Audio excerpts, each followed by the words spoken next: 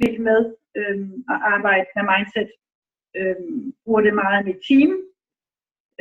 Fordi jeg tænker, at skal vi rykke nogle steder, så er det mange gange det, der foregår mellem ørerne på os, der gør, at vi har nogle forhindringer eller nogle hævende overbevisninger, eller hvad det kan være.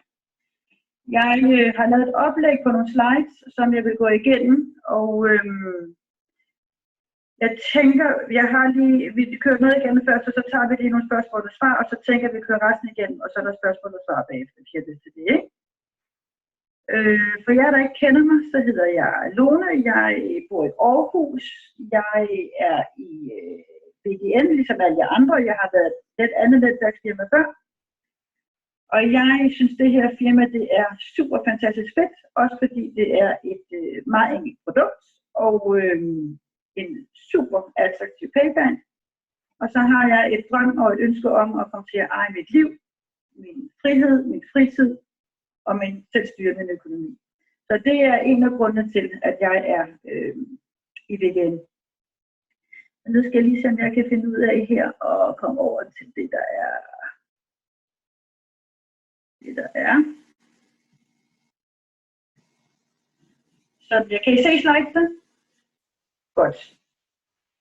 Jeg tænker, at et nyt mindset, det kan give nye resultater. Det jeg mener med det her, det er, at vi skal ikke ind og lave om på os selv, vi skal måske justere os. Og det kan vi jo gøre i hele livet. Mit ønske for i aften, det er, at I måske kan genkende jer selv i noget af det, vi kommer til at snakke om. At I vil mærke efter og finde ud af, om der er noget om det, jeg siger, eller om jeg er helt ude i skoven. Og så håber jeg også, at I kan grine en lille smule af os selv og tænke, det kan jeg så godt mærke, det er også mig en gang imellem. Og som Michael Holland skriver, du kan ikke ændre på det, der allerede er sket, så du kan lige så godt acceptere det, og så er det bare om at komme videre. Det der med network marketing, hvad er det egentlig for en slags? Jeg har en tidligere kollega, som lavede et 15 minutters indlæg eller oplæg her for ikke så længe siden, baseret ud fra et møde, vi havde i januar med Donna Nancy Thaler. Og jeg synes faktisk, det var super interessant, fordi det, som Donna Nancy i hvert fald sagde, det er, at 100% af verdens befolkning forstår ikke network marketing. Og 80-90% af dem, der er i network marketing, de forstår det heller ikke. Og det synes jeg, det er værd at tænke over. Så derfor tænker jeg, at det er rigtig vigtigt, at vi ved, hvad det egentlig er. Og network marketing, det er blandt andet noget med matematik. Og så har vi den sociale del, der er glæden ved produktet, og det, som vi alle sammen også stræber efter, så er der den passive indkomst. Derudover er der personlig udvikling, der er det at kunne eje sit liv, vores økonomi og vores frihed. Og det er rigtig vigtigt, eller det er en god idé i hvert fald, at have balance i alle de her steder. Fordi hvis vi for eksempel fortaber os kun i matematik, der er nogen, der er lidt nørder, så sidder de og siger, hvis jeg bare finder 2, som går ud og finder 2, så er der 4, og så finder 2, så er der 8, som finder 2, så er der. Og så hvis jeg nu finder 3 i stedet for, så er der 9, og så er der, og så videre. Hvis vi kun sidder og laver beregninger og Excel-ark og så videre, kun i matematikken, så sker der ikke så meget ved det. Så det er vigtigt, at vi har den med. Men jeg plejer at sige i vores team, at det er vigtigt at ride på flere heste, og matematikken er en af hestene. Jeg tænker også, at vi skal passe på, at der går for meget kaffe og kage i den. I det tidligere firma, jeg var i, havde jeg et super godt team. Vi tjente desværre ikke så mange penge, men og havde vi det hyggeligt, når vi mødtes til vores teammøder. Men det, der gik lige pludselig godt for mig, det var, at der var bare gået for meget kaffe og kage i den. Jeg prøvede sådan at kæmpe med min dagsorden, fordi jeg mente, der var noget vigtigt, vi skulle gå igennem. Men det, der svært skete, det var, at så skulle vi lige, og kaffebordene blev bare større og større for hver gang. Og så skulle jeg lige høre, hvordan det var gået sidst, og hvordan gik det med din datter, og så videre, og så videre, og så videre. Det er ikke fordi, vi skal være sociale, men har vi teammøde, så mener jeg, så må vi have en dagsorden, og så kan vi drikke kaffe og kage og hygge os bagefter. Jeg håber, I forstår mig ret. Det handler bare om i hvert fald, at det skal være afbalanceret. Vi skal også passe på, at vi ikke kun bruger produktet, og ikke deler det med andre. For hvis vi godt kunne tænke os at arbejde med forretningen, så er det vigtigt, at vi også kommer ud over stepperne og snakker om produktet. Der er nogen, som synes, produktet er super fedt og ikke vil andet. De skal selvfølgelig ikke gå ud med det. Jeg kan også huske, at det tidligere firma, jeg var i, der havde jeg det sådan, første gang jeg hørte om det, så tænkte jeg, det her, det skal blive min pension. Og så brugte jeg 3 år på at fokusere på produktet. Så vi skal også hele tiden huske, hvad er det, vi er her for, og hvorfor gør vi det? Og hvis det er produktet, vi fokuserer på, fint, så arbejde med det. Men hvis vi gerne vil forretning, så er det også vigtigt, at vi arbejder med forretning. Og hvis vi ikke har en balance i det her, så kan der komme til at gå frygtelig længe, inden der kommer den her passive indkomst, som jeg tænker, vi alle sammen er tiltrukket af. Så ved jeg også, at der er nogen, der tænker, at jeg skal, og nu lægger jeg meget tryk på ordet skal. Jeg skal have sat alle de her mennesker i gang. Og jeg skal have en stor indtægt, og jeg skal bygge et kæmpe netværk, osv. Det jeg tænker, det er, bliver det så ikke bare et nyt hamsterhjul, hvor vi stresser os selv, og glemmer at have det sjovt, og årsagen til, hvorfor vi gik ind i network marketing. Vi skal se det her som et job, det er 100% sikkert, men det er saftsusende vigtigt, at hvis vi siger til vores, dem vi sætter i gang, at det her er også et sted, hvor vi har det sjovt, så skal vi også have det sjovt, samtidig med at vi selvfølgelig arbejder. Så det skal igen, som jeg starter med at sige, der skal være en god balance i det hele. Så, hvis jeg nu vender det på hovedet. Hvad nu, hvis vi kan give andre en forståelse for, hvad network marketing er? En forståelse for, hvad produktet det er, og hvad det kan. Hvis vi kan hjælpe andre med at løfte deres liv. En opgradering i deres livsstil. En hånd til at hjælpe dem ud af komfortzonen. Og selvfølgelig en mulighed for passiv indkomst. Ved at lytte til deres behov. Jeg ved, der er mange, der arbejder med network marketing, som har rigtig store udfordringer med at komme ud af deres komfortzone. Men jeg ved også, når det lykkes. Jeg har været med til at være sammen med personer i mit team, og jeg bare kan se, hvor meget de har rykket. Og det er en fantastisk oplevelse at få lov til at se, når folk kommer ud af den komfortzone og begynder at blive mere modige i forhold til, hvad det nu måtte være. Så det synes jeg er rigtig vigtigt. Og vi kan få alt det, vi gerne vil have, hvis vi bare hjælper andre mennesker til det, de gerne vil have. Vi hører den, og vi har hørt den, og vi hører den igen, men det er rent faktisk essensen i det her.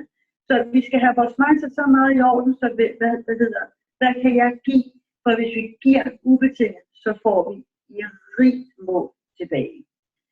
Jeg snakkede med i weekenden, hvor hun sagde, det er ikke nogen hemmelighed af det her, det er jo også fordi, vi gerne vil tjene penge. Selvfølgelig er der det, men det er der ikke nogen, så det vil vi jo alle sammen gerne. Men hvis det er vores agenda, når vi går ud, så får vi det svært, tror jeg, fordi det er det, vi kommer til at lugte af. Tværtimod, så handler det om, at vi skal give. Vi skal give i stedet for at tænke, what's in it for me. Vi skal være interesserede. Vi må ikke være interessante. Og så igen, vi skal hjælpe andre til at nå deres mål. Det kan jo godt være, at der er nogen, der bare vil have råd til en cykel, eller en ekstra ferie, eller bare have 1000 kroner ekstra om måneden. Det kan være, at det er det, der er vigtigt for dem. Derfor er en forventningsafstemning i min verden superhammerende vigtigt, når vi sætter nye kollegaer i gang. For hvis vi tror, de vil A, og så vil de måske B, så har vi altså et problem. Fordi så er der noget forventning, der ikke stemmer overens, og det kan gå ikke frygtelig galt, men det er gerne til nogle frustrationer, hvad det for den, der sidder som er sponsor. Så vi skal give alt det, vi overhovedet kan. Og så skal vi skal keep it simple, sweetie. Det er vigtigt, at vi holder det enkelt. Og det synes jeg, det her firma indikerer på alle mulige måder. Enkelt produkt og en enkelt marketingsplan. Så der synes jeg, vi er hamrende heldige. Det var bare sådan lige umiddelbart en kort omkring, hvad network marketing egentlig er. Er der nogen, der har brug for at sige et eller andet, komme med en kommentar, eller det gør et eller andet, og hvis ikke, jeg stopper lige med at share, og så, hvis der er nogen, der har noget, de godt vil sige, så kan de sige det nu. Er der nogen, der vil komme? Hej, det er Lone. Hej, Lone. Hej, jeg synes, det kan være svært nogle gange at komme igen. Altså, jeg bliver ofte mødt af det der sædvanlige med, at det ikke sådan noget pyramide noget. Stadigvæk, når jeg prøver at fortælle om det. Og så prøver jeg jo den der taktik med at sige, hvad mener I med det sådan noget pyramide noget? Og så forklarer det jo, ja, men det er sådan noget med, at den, der sidder på toppen, tjener penge og de der. Det er lidt som om, jeg synes nogle gange, så blokerer det lidt, Altså, jeg prøver ligesom at fortælle, hvad det er. Jeg siger, ja, du kan godt sammenligne det med en pyramide, altså fasongen, hvis man tegner netværket. Men alle er på toppen af deres eget netværk. Mm. Jeg synes bare stadigvæk, mange har en eller anden forkert. Dem du snakker med om det, er det nogen, som kender til network marketing i forvejen? Nej, typisk ikke. Nej. Jeg snakkede med Erik her forleden, og Erik han sagde noget helt vildt klogt, som jeg har brugt rigtig meget lige siden. Og det han fortalte mig, at han sagde, jeg kan faktisk godt fortælle om den her forretning, uden at nævne ordet network marketing. Og jeg bare sådan, bring it on, fortæl mig, hvad det er. Så siger han, ved du hvad, hvis du køber det her armbånd, og du anbefaler det til andre, så tjener du 10%. Ja. Det kan man starte med at sige, fordi man kan sige, det er ikke helt sandhed, det er ikke hele payplanen, men det er en start. Og rent faktisk kan man sige, selv 10 armbånd, så får du 20%. Fordi så ved vi jo, så har de solgt 5 armbånd i hvert ben, så er der 500 point i hvert ben, og så er de oppe på 20%. Ja. Så enkelt kan man egentlig forklare det, hvis man godt lige i starten kunne tænke sig at komme udenom om det der med at fortælle, hvad network marketing er. Ja. Er det mening? Ja, det gør det. Ja. Super. Tak. Jeg ved ikke, om det er nok, Lone, men det er i hvert fald noget, som jeg begynder at bruge til dem, som ikke aner, hvad network marketing er. Ja. Og mange gange så spørger jeg folk, som jeg skal høre, du gør, hvad er pyramiden? Jeg har haft den så sent som i dag, og den er blevet så meget nu, så han faktisk er interesseret i at høre produktet. Ja. Fordi jeg spurgte ham, hvad er pyramidespil? Så siger han, prøv at google det. Jeg ved godt, hvad det er. Men så fandt han ud af, hvad det var, han snakkede om. Ja. Det er bare fordi, de får alarmklokkerne til at ringe hos nogen. Det er det, så har de set en eller anden fjernsynsudsendelse, eller så har de hørt en eller anden skrækhistorie. Ja, men man kan jo også komme over med at sige, prøv at høre, hvis du kender Ellers, og når Ellers siger til dig, find et nyt medlem, så får du en kaffekande. Og det kender alle for. Det er fuldstændig det samme. Vi får bare en kaffekander. Vi får penge i stedet for, så kan vi selv købe vores kaffekander. Ja. Jamen, det er rigtigt. Ja. Jeg er helt med. Giver det mening? Ja. Godt. Tak. Andre, der vil sige noget? Så prøver vi at skulle videre.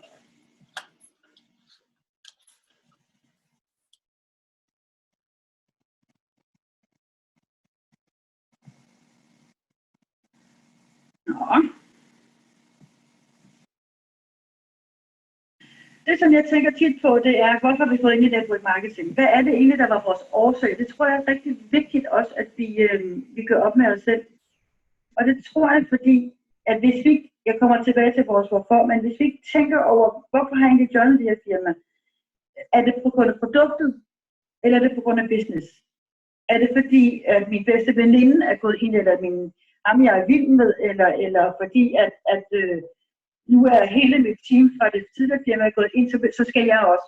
Jeg tror, det er rigtig vigtigt, at vi beslutter os for at sige, jamen, jeg er gået ind i det her, fordi der findes jo så mange netværksfirmaer, så er det også vigtigt, at vi er i det, der falder os allerbedst.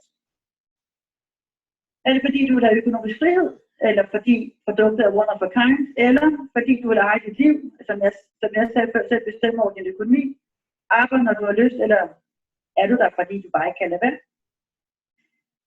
Det er en lille optag til vores hvorfor.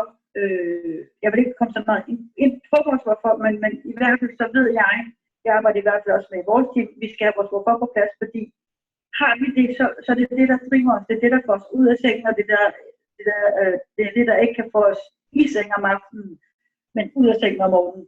Det er så vigtigt, at vi har den der med, jamen det er derfor, jeg gør det. Jeg har mit hvorfor helt på plads.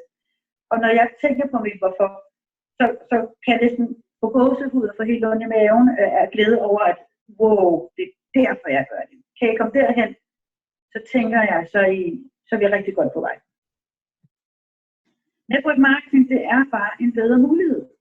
Jeg siger ikke, det er nemmere, eller jeg siger ikke, det er det eneste saliggørende, men det er bare en bedre mulighed end alt muligt andet, fordi det er det eneste erhverv, vi kan have, hvor vi kan eje vores frihed og vores tid og vores økonomi og hvad det ellers er. Ja, vi skal arbejde, men det skal vi så med alle firmaer. Men her har vi mulighed for at igen skabe den her residuelle indkomst, så vi kan leve på en anden måde end tidligere. Fordele ulemper ved network marketing eller et almindeligt arbejde. Jeg ser den her.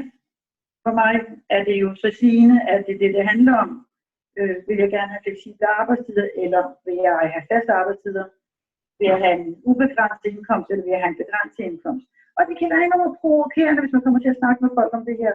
Men vi må aldrig glemme, at der er nogen, der har det rigtig fint med at vide, at jeg får et del under måneden, og jeg skal arbejde fra det til det, og så videre, så videre, så videre. Og stor respekt for det.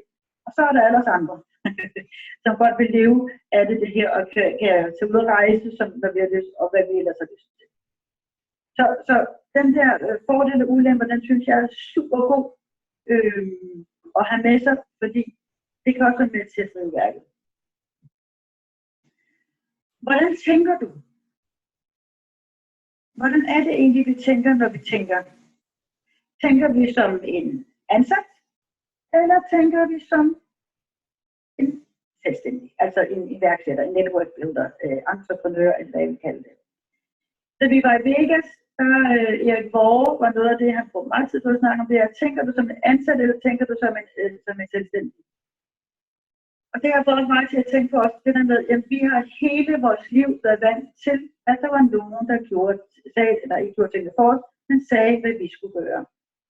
I skolen var det læreren, så er det vores forældre, og arbejdspladsen er det chefen, og så videre, så videre. Så vælger vi at sige, nu vil jeg skulle være netværker, fordi det er super smart det her. Men vi har stadig det mindset, der hedder at være ansat.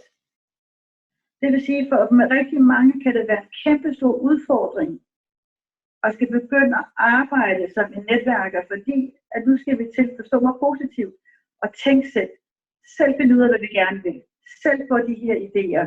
Vi kan ikke forvente, at der er en sponsor bagved, der gør det. Jeg havde en i mit tidligere netværk, som hun ville faktisk gerne have, at jeg gav hende lektier for. Simpelthen fordi, at det var svært for hende at komme ud af starthullerne og gøre tingene selv. Jeg siger ikke, at vi skal have hjælp. Det kan også være en af udfordringerne ved at komme ud af vores komfortzone. Men det er vigtigt, at vi er selvmotiverende, at vi synes det her. Hvordan fanden kan jeg få det her til at fungere bedst muligt? Og så ved jeg, at det på det skulle afsted. Jeg ved ikke, om det giver mening for jer, men jeg ved i hvert fald, at der er mange, som gerne vil være netværker, men som tænker som ansatte. Og hvis I spotter det hos nogle af jeres team, eller hos jer selv, så tænker jeg, at det er en overvejelse værd lige at få snakket dem igennem med en eller anden, som så måske kan sætte nogle ord på, eller hjælpe dem med det. Hvis vi gerne vil ændre vores mindset, så tænker jeg, at det er super hamrende vigtigt, at vi står i tingene med åbne øjne. Det vil sige, at vi er åbne over for blandt andet det, jeg har sagt for eksempel, eller når vi møder ting fremadrettet, som er nogle forhindringer for os, eller som er svære for os, eller som vi synes er uoverkommelige, eller gud, nu skal jeg ud med en komfortzone. Stå i det med åbne øjne og sige, ja, det er sgu det her, jeg synes, der er mega svært. Fordi hvis vi erkender det, så bliver vi bevidste, og så bliver det nemmere at arbejde med. Så er det også nemmere at acceptere, og så er det endnu nemmere at justere. Hvis vi vil ændre vores mindset, så handler det ikke, at vi skal lave om på at sætte. Der er nogle ting, der måske skal justeres, og så kræver det måske også noget selvdisciplin.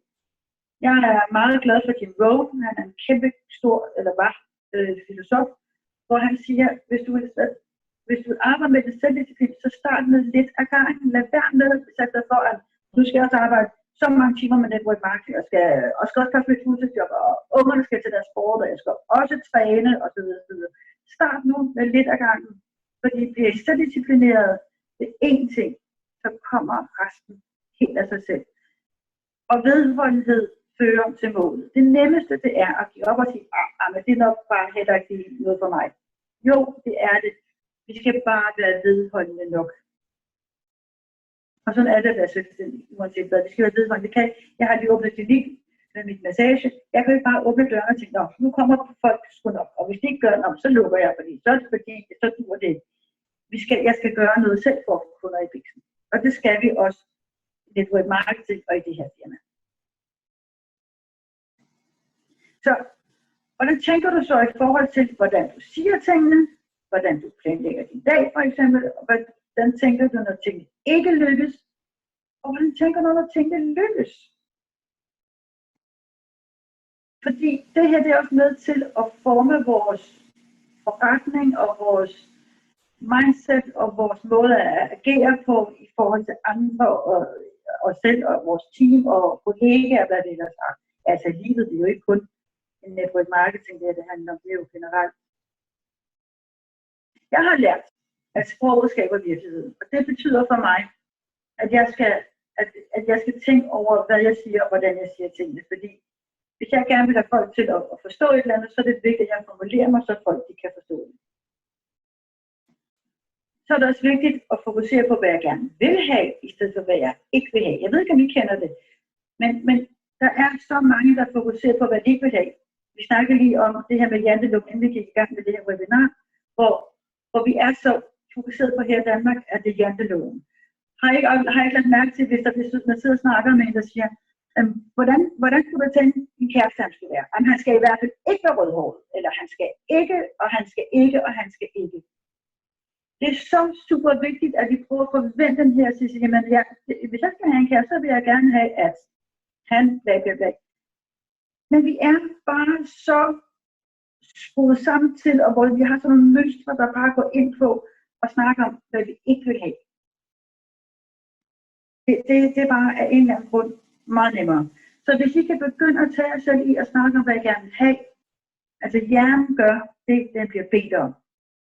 Så hvis der er noget, jeg ikke vil have, så får jeg det heller ikke. Men hvis der er noget, jeg gerne vil have, så er det det, jeg skal sige til jer selv. Og så det, hvad kan jeg give, i stedet for, hvad kan jeg få? Hvad kan jeg give? Fordi det har bare så meget, det virker bare bedre. Så hvad nu, hvis det vi siger, eller måden vi siger det på, der skal justeres? Prøv lige at overveje, at det simpelthen kan være en mulighed, at det også kan være det handler om. Jeg fik en besked fra en fra vores, ikke mit team, men fra et andet team i dag, hvor hun også sagde, som Lone lige var inde på før, jamen det er svært, fordi så er det pyramide, eller folk har et råd, og folk er negative. Det handler om den måde, vi siger tingene på. Vi kan desværre kun styre en, og det er os selv. Vi kan ikke styre andre. Så hvis vi gerne vil have folk til at forstå det, vi siger, så er det vigtigt, at vi formulerer os på en måde, så andre kan forstå det. Og hvis der er 10, der har sagt nej, så prøv lige at overveje, om det er den måde, du siger tingene på, der måske kan ændres. Her bagefter kunne jeg rigtig godt tænke mig at få lov til at lægge noget op, og så skal vi kan ikke lige vurdere, om det skal være på produkt eller på businessgruppen. Inden på YouTube findes der, jeg finder mange ting på YouTube, der findes en, der hedder Tom, som også kan kalde Big Al. Jeg ved ikke, om vi kender ham eller har hørt om ham. Han har en times oplæg, som jeg har set, der hedder Magic Words. Jeg ved ikke, om der er nogen af jer har set den. Det er intet mindre end genialt. Han har 5 ord, han siger, som han siger, hvis I begynder på det her, så skal I bare se, så sker der ting og sager. Og så supplerer han nogle andre små ord på. Jeg vil ikke begynde at gå ind og forklare det, men hvis jeg må lægge den op, så brug den time, det tager for at begynde at tage notater. Jeg har simpelthen, derfor den der sætning med de 5 ord, den har jeg simpelthen kørt lige siden, og jeg har ikke fået et eneste nej, siden at jeg begyndte at sige det. Og jeg kan godt sige de 5 ord. Han siger sådan om, vil det være okay, hvis jeg sender dig en video? Vil det være okay, hvis? Vil det være okay, hvis? Så videre. De 5 ord, dem har jeg brugt så mange gange, når jeg er kommet i kontakt med nye mennesker, jeg kender. Hvad laver du?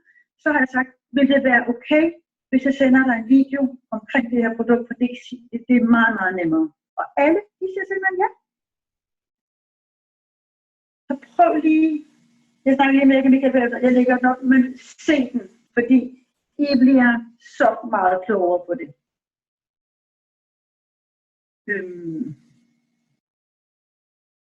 En ting er også, det er, hvor god du er til at planlægge dit netværk og job.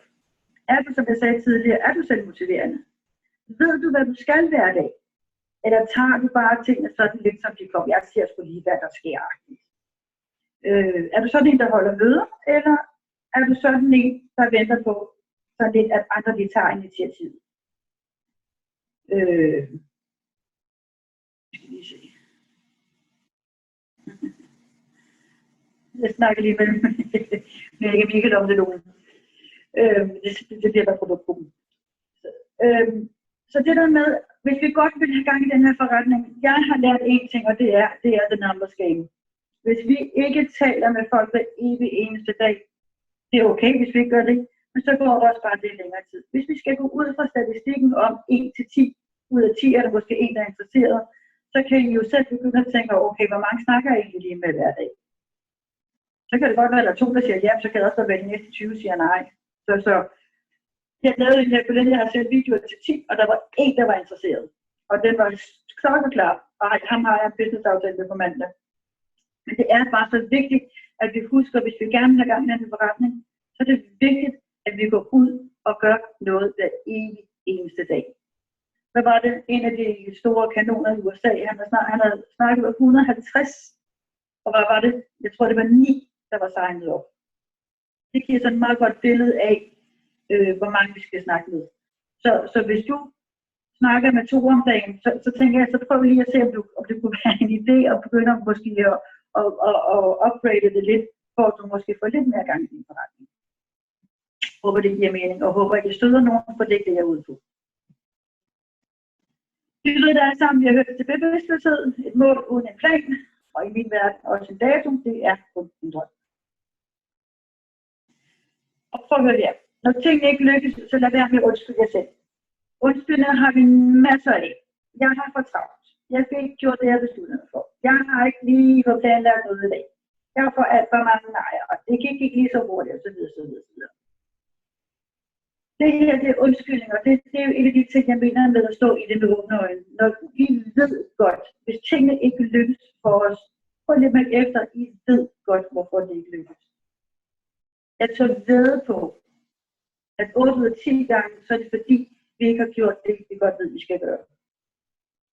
Og nu snakker jeg til jer, som jeg går ud fra ved forretningen. Vi er nødt til at gøre noget, vi er nødt til. Hvis vi vil det her, så skal vi bare gøre noget hver eneste dag. Men vi har så mange overspringshandlinger. Jeg ved ikke, hvor mange af jer ved det, men i starten af de 4 første måneder sidste år, der var jeg i coachingforløb med Michael Kold. Så møder jeg ham i oktober, og så siger han til mig, Nå Lone, hvordan går det med dit mål? Og ved I hvad? Jeg har begyndt simpelthen at sige, men det er også fordi, og så det er jo fordi, at vi er begyndt at arbejde på en ny måde, og så kan jeg lige snakke med, hold nu, Magle. Da han så gik i gang med anden halvdel, så sad jeg til mig 2 måneder til hovedet, og tænkte bare, nej. Og så skrev jeg til ham bagefter og sagde, du fik mig. Så skrev jeg, det ved jeg sgu da godt. han ved jo fuldstændig, hvad det handler om. Han er så knivskarp, den mand. Og der gik det bare op for mig, jeg vil Lone, gør bare ikke det, der skal gøres. Og den er ikke længere. Hvis jeg vil besøge med 10 mennesker om dagen, så skal jeg snakke med 10 mennesker om dagen. Og hvis jeg ikke gør det, så skal jeg stå inde ved dem åbne øjne og sige, nej, det skal jeg ikke, fordi der har jeg haft tid, fordi jeg har haft mit andet arbejde, eller pokker det noget. Det er fair nok. Men hvis vi ikke får succes, hvis vi ikke lykkes for, så er det simpelthen fordi, vi ikke gør det, det skal gøres. Uagtet hvad der sker. Så jeg blev så meget taget på bukserne nede, da han sagde det her, men samtidig var det virkelig en øjenåbner for mig at tænke, nej, kender ikke det der, hvor man bare synes, man har pivhamrende travlt. Og så prøver jeg at stille spørgsmål til, hvad er det egentlig, jeg har travlt med. Fordi mange gange, så surfer vi rundt på Facebook, og der er så går der 3 timer, og hvad fik I ud af det? Er det noget, som vi kan tjene penge på det, I laver, så synes jeg, det er fint, og så er positivt. Men hvis det er bare lige at sidde og læse newsfeeds, eller hvad pokker det er, så overvejer jeg lige, om det er det der, om det egentlig var derfor, jeg gik på Facebook. De fleste mennesker kan overtale dem selv til ikke at gå efter deres drømmer og mål, og de gør det. Sørg for, at du ikke begår de samme fejl. Og det tror jeg på, at vi kan ændre, hvis vi bare hele tiden er bevidste om vores handlinger. Og vi hele tiden hjælper hinanden og krydser på tværs med at sige, hvad fanden gør jeg lige her? For det er her, jeg bliver ved den måde nu. Noget, der er rigtig vigtigt for mig, som jeg bruger meget tid på i mit team, det er, har du besluttet dig, eller har du taget beslutningen? For mig er der stor forskel på, om du har besluttet dig, eller om du har taget beslutningen. Og vil du virkelig gøre det, der skal til, ud fra det mål, du har? Det kan godt være, at det er fint for dig at tjene de her 1000 kroner ekstra om måneden, eller du vil leve af det. Jeg synes, det er ligeglad, hvor det er, men vil du virkelig gøre det, der skal til? Spørg dig selv om det, og mærk efter. Er du vedholdende i tanker og handling? Fordi det er også det, det handler om. Vi kan komme til at snakke os selv ud af eller ind af, at det er okay, at jeg ikke lige gør noget i dag, fordi nu var der lige den her serie, eller nu var der også det, nu fik jeg gæster, eller for hvad det er. Kan du holde over for dig selv? Min mor og far lærte mig engang, Lone, hvis du ikke kan holde en aftale over for dig selv, hvem kan du så holde en aftale over for? Er du mere powerful end dine problemer?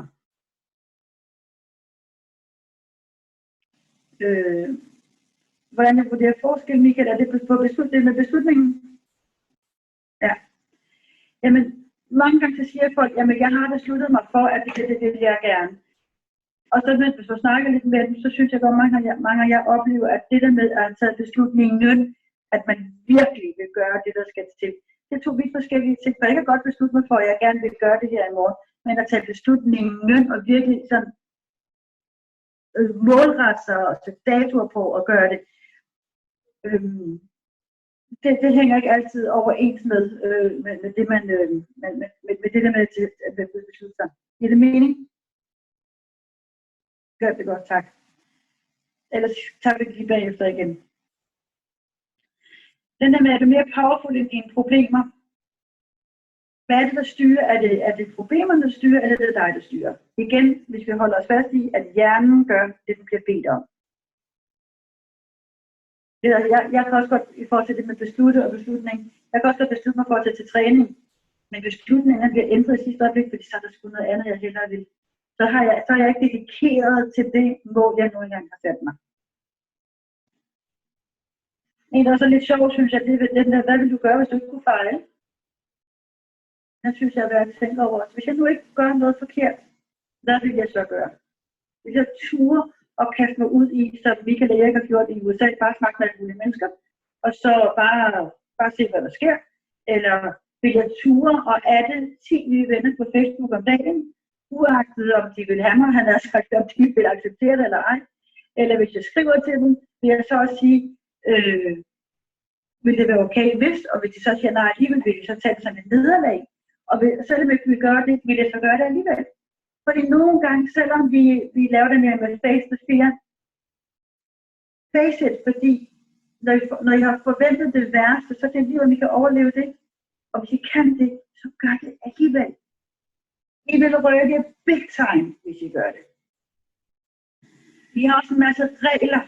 Jeg ved ikke, om I har. Jeg har i hvert fald. Jeg er mere bevidst om den anden med. Og hvis han ikke siger nej, så er det fordi, han ikke kan lide mig. Eller hvis de ikke siger tak for, at jeg har fandme været hyggeligt, så ved det, så har det ikke været en god aften. Eller hvis folk ikke skriver her bagefter, nej, Lone, hvor var det skide godt webinar, så gør jeg det aldrig mere, fordi så var det ikke særlig godt. Vi har nogle regler inde i vores hoveder. Når folk siger pyramide, så er det fordi, og så kan jeg ikke gøre mere. Så prøv lige at overveje. Vi har regler hver evig eneste dag til at for os selv. Og jo mere vi kan blive bevidste om de her regler, det kræver en længere snak det her, men hvis vi kan blive bevidste om dem, så kan vi også rykke meget mere. Igen det der med at stå i det med åbne øjne.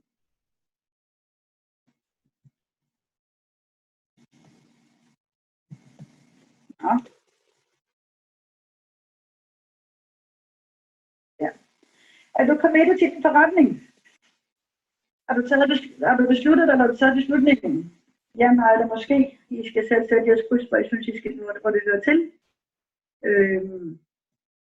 Det er stort ja. Og når tingene lykkes, husker du så at fejre det? Husker du at dele det med dem, du teamer op med? Husker du også at klappe dig selv på skuldrene? Og så husker du også at se, hvor meget du har rykket dig? Nogle gange, jeg ved godt, at vi ikke gør det, men ligesom man kan tage billeder af før og efter, hvis man går i gang med at bruge en hudpleje eller vægttal eller et eller andet, så er det måske smart at skrive, jamen i dag ser jeg sådan her ud i forhold til mit mindset, og så prøver jeg at se, hvordan det ser ud gennem en måned, fordi vi jo rykker os hver eneste dag, hvis vi gerne vil arbejde med os selv.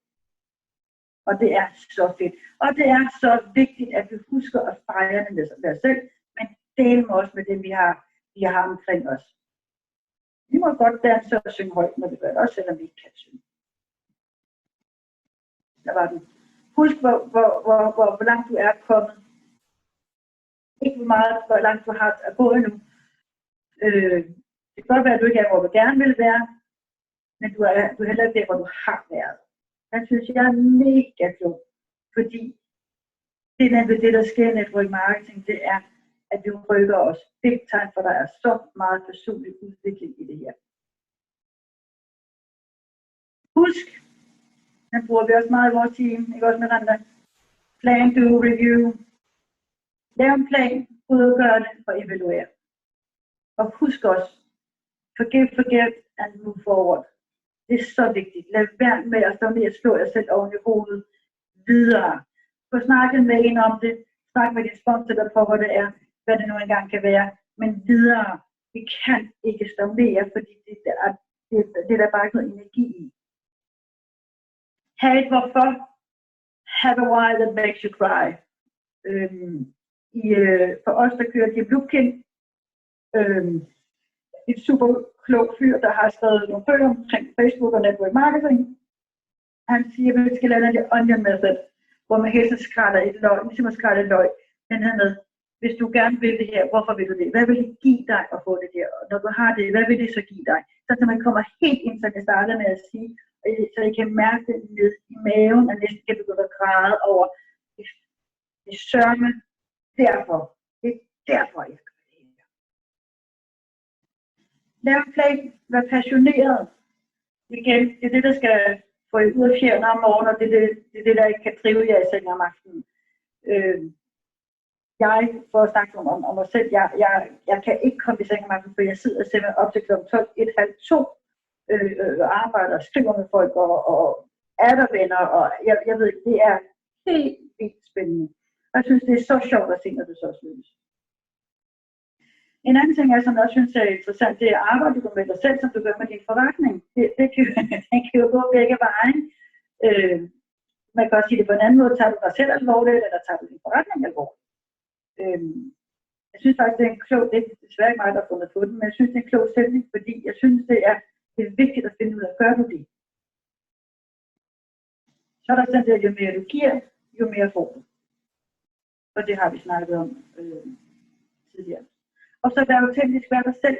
Alle de andre, de er for det første taget, og for det andet, så er det værd med at forstille dig, fordi på et eller andet tidspunkt, så lærer folk der alligevel at kende, og de kan lige så godt finde ud af, hvem du er fra starten af.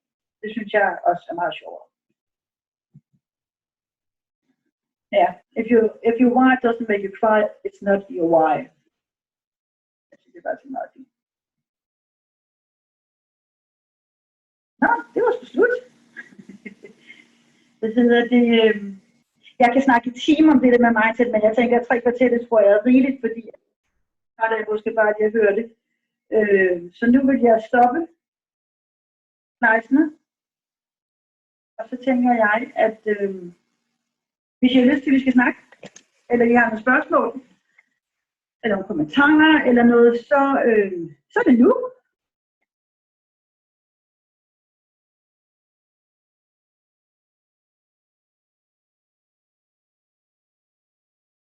Er der nogen, der godt vil sige noget?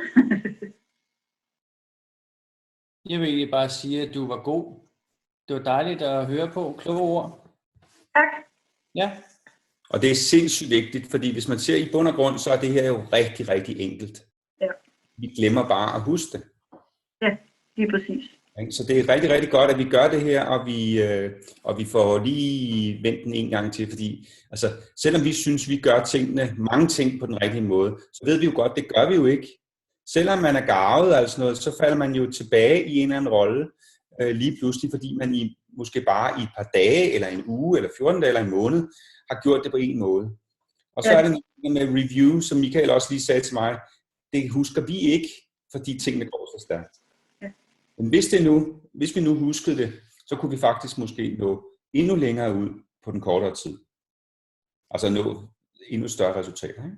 Jo, fordi det er netop det. Altså hvis man hvis man nu har en eller anden, som man regner med vil være med og signe op og sådan noget der, at det så ikke sker, så er det jo ofte, at så er man jo videre til den næste aktie. Altså i stedet for, man får ikke sat sig ned og talt om, hvorfor skete det her.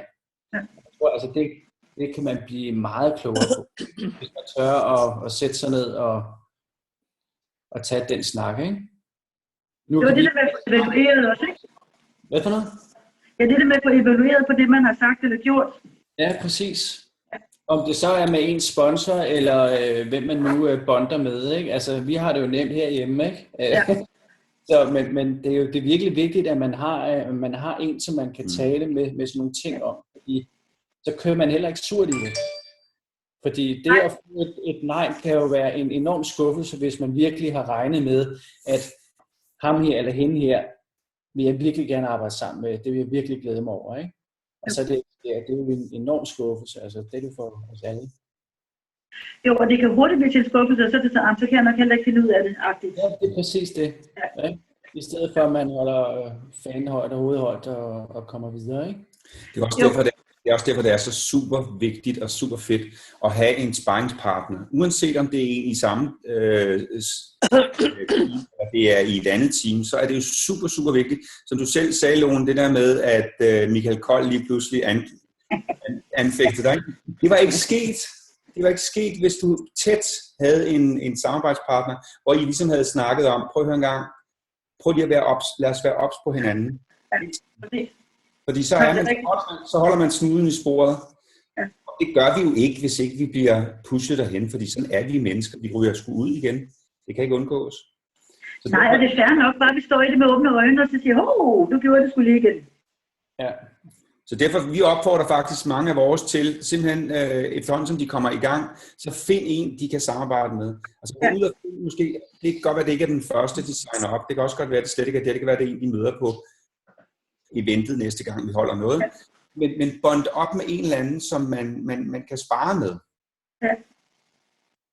Det er super vigtigt, fordi jeg har oplevet for mange både nu og tidligere det med, jeg synes heller ikke, der sker noget. Jeg synes også, det er svært, og bla bla bla. Og de snakker heller ikke med nogen, så er det jo klart, så er der ikke nogen motivation. Nej. Og de går ikke til møder, og de deltager ikke til webinarer, hvad for hvad der ellers er. Så taber man lysten.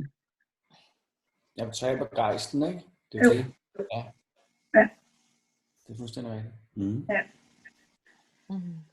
Men det var en dejlig reminder på en masse ting. Det var godt. Ja. Og jeg synes da helt sikkert, jeg synes jo helt sikkert, altså det her webinar skal jo bare op og ligge på vores dokument der, hvor alle vores andre det er klart, det er klart, det skal vi. Og så synes jeg, den der Big Al, den synes jeg faktisk skal ligge på produktgruppen. Fordi vi er jo mange derude i den gruppe, som jo ikke er kommet videre til business, men jo som lige nøjagtigt står og mangler de ting her. Ja. Man kan jo vente om så at sige, jamen dem, der er i gang, de mangler det måske ikke lige så meget som dem, der står ude og venter på at komme ind. Så det synes jeg er oplagt at gøre, og så lige skrive, at der er sådan nogle gode punkter her, og så se den, og sætte den til enden. Ikke? Altså den her Big Al, den her, har I set den? Jeg har set noget af den på et tidspunkt, men jeg tror faktisk ikke, jeg har, eller også har jeg bare hørt om ham, eller læst om ham. Jeg tror, men lige præcis det, der er lagt op, det jeg har set, det er genialt. Det tager en time, men han er for det største først enormt humoristisk, men han er han siger bare nogle gode ting. Ja. Men det er fedt, det er mig rigtig meget til at se. Men det er jo skønt, når der er nogen, der har de der altså helt enkle ting, som man kan tage og bruge i sin egen hverdag. Altså, men det er jo en kæmpe hjælp, ikke? Men det han blandt andet var inde på, det var den der med, hvordan vi andre reagerer, når der er nogen, der gerne vil sælge os noget, eller nogen, der gerne vil introducere noget for os. Og den her med, jamen nu skal du høre, jeg startede med, allerede der, så har man da næsten sagt, det er ikke noget for mig. Ja. Vi ved det jo. Og så man sagde, hvordan reagerer I, hvis I bliver ringet op af en telefonsælger? Ja. I får ikke engang lov til at præsentere produktet. Er det ikke rigtigt? Jo, det siger jeg. Hej. Altså, hej. Og det gør jeg gør det selv. Jeg havde egentlig røget og tænkt, nu gør jeg det, han siger. Fordi jeg var sådan ikke interesseret i, at vi får jo heller ikke nogen gange chance for at præsentere produktet. Og det handler om den måde, vi formulerer os på. Det er rigtigt. Men det er jo også Så det der det med, med, vil det være okay, hvis hold kæft, den virker. ja. Men det er også det der med, at man skal ture og tage spejlet op, ikke? Og se sig selv. 100% sikkert. Nej. Godt. Er der ellers nogen, der har noget? Og tak for jeres kommentarer, jer der har skrevet. Ja, vi har nemlig brug for at blive husket på det hele. Og Hanne, tak, når hun er gået. Men hvis I ikke har mere, så synes jeg bare, at vi skal sige tak for i dag. Og så er der nogen af os, der ses på tirsdag. Det gør vi i hvert fald. Gør vi nemlig. Så det Kan I have det rigtig godt? Tak. Hej. På lige måde. Tak. Hej. Tirsdag.